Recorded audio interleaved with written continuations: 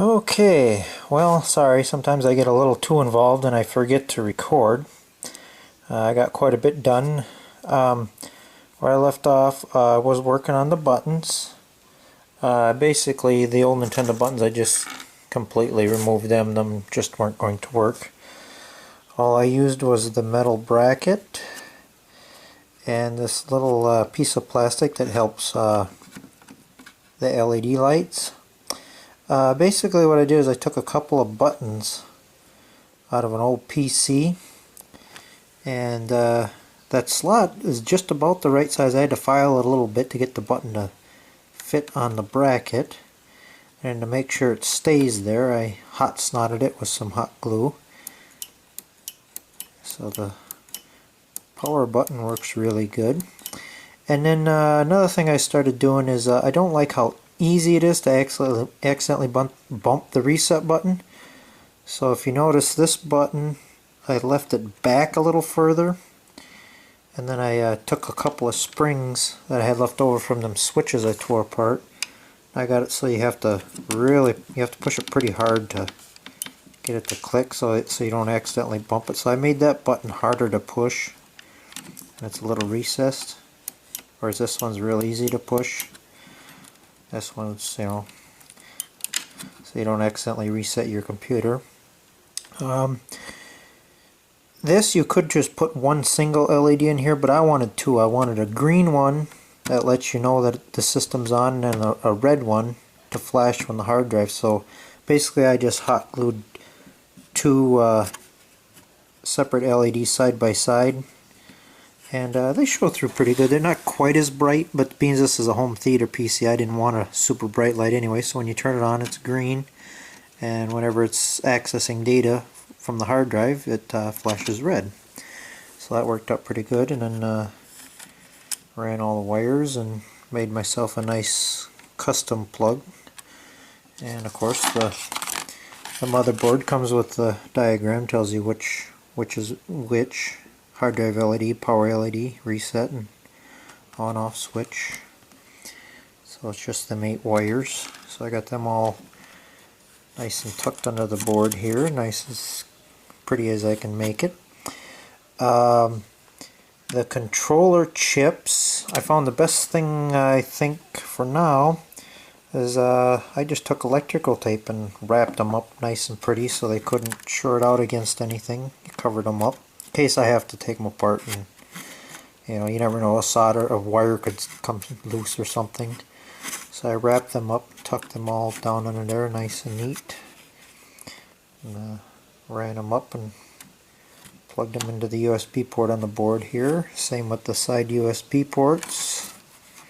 I tried to keep everything tucked nice and neat, and try to do a little nicer job on this one than the other one.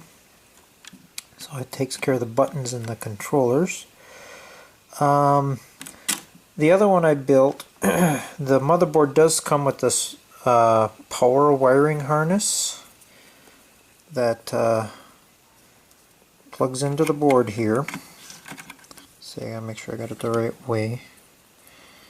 And that of course gives you power for all your your optical drive and a hard drive if you're going to use something other than the SATA port. But I didn't want to have to tuck all these wires up again and try to hide all this stuff, so I really didn't need all this. So what I did was I took this adapter cable for the optical drive. This end just plugs into the optical drive here, and the other end was the old style what do you call it? I believe it's called Molex, the 4-pin Molex connector. And what I did is I removed the Molex connector and I wired up a female SATA power cable. Made sure I had the right. You gotta study the diagram, make sure you get the 2 correct wires. And basically I made it so it's just one plug now, and that just plugs straight onto the board without any adapters or extra plugs dangling around. So I'm trying to keep it a little neater and cleaner than the last one. So now all I gotta do is plug that into the board here for power for the optical drive. And then this one for the data.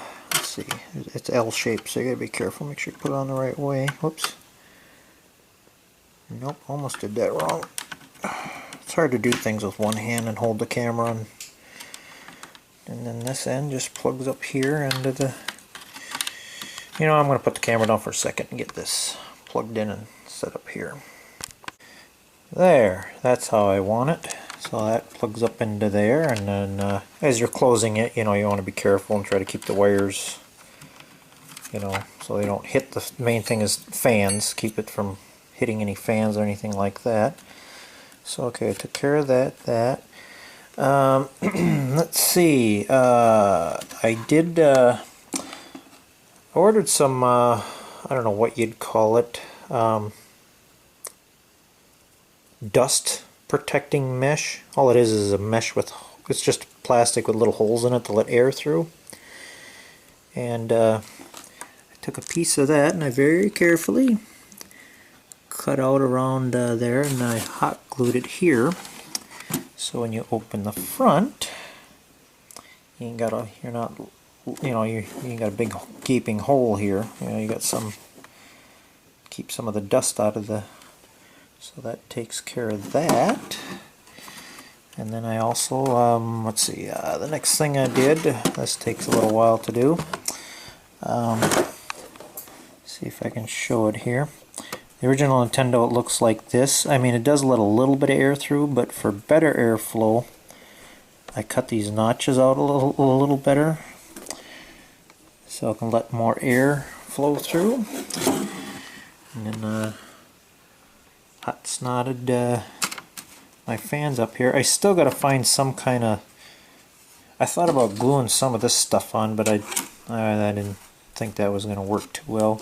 But I should find something to keep, you know, as you're closing it, these wires could potentially get into the fans. I'll have to find something to cover them up eventually, but I think I'm getting the majority of it pretty much done here. Let's see, yeah, I still got to put the lid on here yet in this other piece of plastic, so it's just about complete. I already booted it, and I checked the controllers and stuff, made sure them all work. I got the operating system on there and all that good stuff. I should do that, hook it all up and boot it up and show you how it works. So maybe I'll do that next. Alrighty, I do believe I got it all hooked up here. Things are kind of messy because I'm not, you know, I'm cleaning as I go, but this will be all cleaned up, and this is where it'll sit here by the big screen. I got it hooked up to HDMI. I got some movies and music and stuff on that 2 terabyte external hard drive. This is my wireless mouse and keyboard, and if you are going to set up a home theater, I highly recommend getting one of these. I love, now I broke it.